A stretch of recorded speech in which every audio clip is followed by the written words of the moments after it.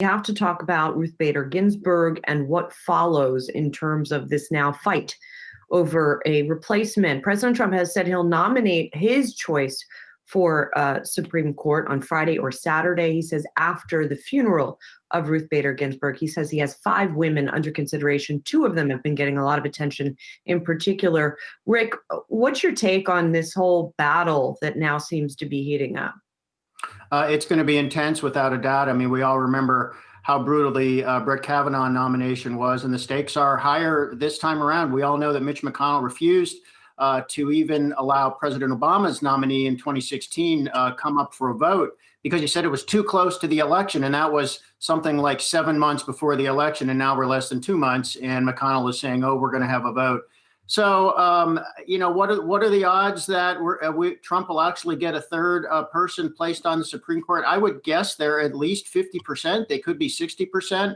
It's going to be extremely close. We've already seen 2 Republicans saying they would not vote for a nominee this close to the election. If there are 2 more Republicans who join them, well, then they don't have the required votes. But it's not clear who those 2 other Republicans would be, possibly Mitt Romney, but then who's number 4, not clear. So it seems like there's a pretty good chance that Trump is going to get his third nominee here. Rick, what are the timeline look like here, right? It felt like the Kavanaugh hearings went on for quite some time. Would Democrats be able to make this a protracted affair that would then bleed into the election?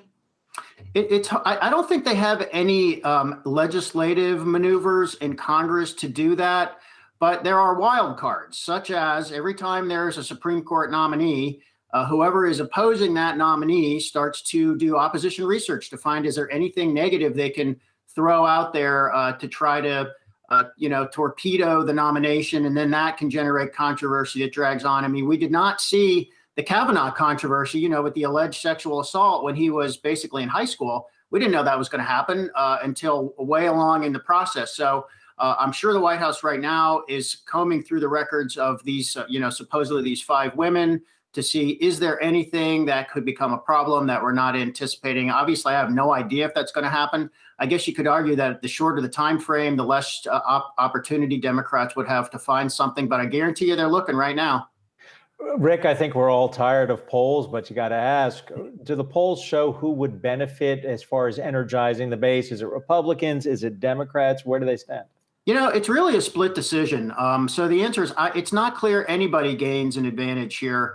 So on one hand, there's the Trump base, and some of them are evangelicals who are passionate about a conservative majority on the Supreme Court, especially with regard to the abortion issue. But you've got to kind of ask yourself, are those people who would not have been voting, but now they are going to vote for Trump because they're that energized? You would think they would already have been voting in the first place. And then it's obvious that this is rallying some Democrats. I mean, they had this huge fundraising haul during the last 3 days, $100 million. That's a ton of money. It's mostly small dollar donations they raised after Ruth Bader Ginsburg died. So that indicates a fair amount of passion on the Democratic side. So it could end up being a draw. But one thing probably is for sure is if we weren't going to have record turnout before this happened, we may get it now.